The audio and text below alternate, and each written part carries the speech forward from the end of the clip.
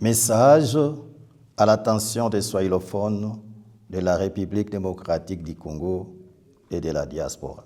Frères et sœurs de l'espace swahilophone, nous sommes les piliers de l'économie nationale.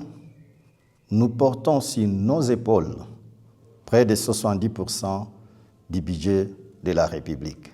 Pourtant, nous vivons dans la marginalisation, l'insécurité et l'humiliation. Pourquoi? Parce qu'à Kinshasa, on impose une hégémonie économique et financière qui nous dépouille de nos richesses. Ce n'est plus seulement une domination, mais c'est devenu un autoritarisme économique et financier où nos ressources sont prises de force et nos voix étouffées. Il est temps de dire non à cette injustice, de nous lever ensemble et d'exiger que nos richesses servent d'abord nos enfants, nos familles et nos provinces. L'espace swahilophone nourrit le Congo, mais les ayants droit sont traités des étrangers, des infiltrés et des traîtres.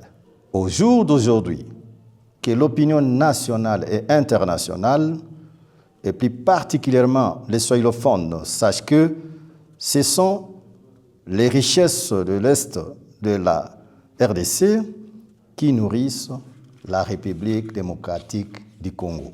Tenez, en termes de finances publiques, c'est l'argent des contribuables de l'Est qui contribue à hauteur de 73% du budget national. Chiffres à l'appui. Données fiscales, référence budget national de l'État congolais. Dans l'ensemble, 13 000 milliards francs congolais. Chiffres à l'appui. Données fiscales, référence budget national de l'État congolais.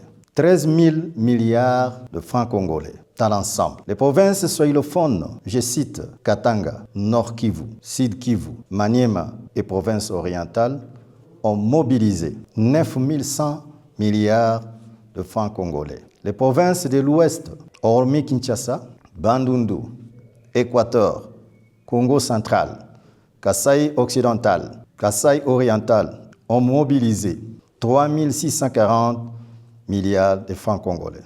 Dans l'ensemble des 13 milliards, l'Est les produit, Kinshasa les encaisse, les peuples de l'Est restent marginalisés. Quant aux titres miniers, données de 2025, 31 mai 2025, cadastre minier, total national, 3 295 titres miniers. Espace swahilophone, 2875 titres miniers. Espace de l'Ouest, 420 titres miniers. Voilà des titres et chiffres révélateurs qui certifient que l'unité du Congo est une réalité salvatrice pour tous les Congolais, plus particulièrement pour ces des zones à faible rendement économique et financier. Nous appelons à la conscience de nos compatriotes. Patrick Mouyaya, Jean-Pierre Bemba, Guy Luando, Martin Fayoulou, les journalistes Israël Moutombo, de bien se sacrifier véritablement en peaufinant des stratégies qui s'imposent afin de rendre compétitives leurs provinces à faible rendement pour l'intérêt général de la nation. Il est temps que ces 5 compatriotes comprennent que, pour l'instant, la véritable préoccupation des Congolais est d'améliorer leurs conditions de vie et non de les heurter sans cesse par des discours grossiers, divisifs et empreints d'arrogance. Une nation juste reconnaît ce que chacun apporte.